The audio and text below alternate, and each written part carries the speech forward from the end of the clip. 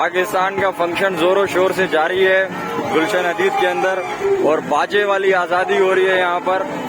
ये बाजे वाले मुझे मिल जाए तो मैं इनसे इंटरव्यू लूँ कि ये बाजा किस तरीके से बजाते हैं और उनको कितना मजा आता है इस बाजे के अंदर। फुल बाजे वाली आज़ादी है, देखो ये देखो।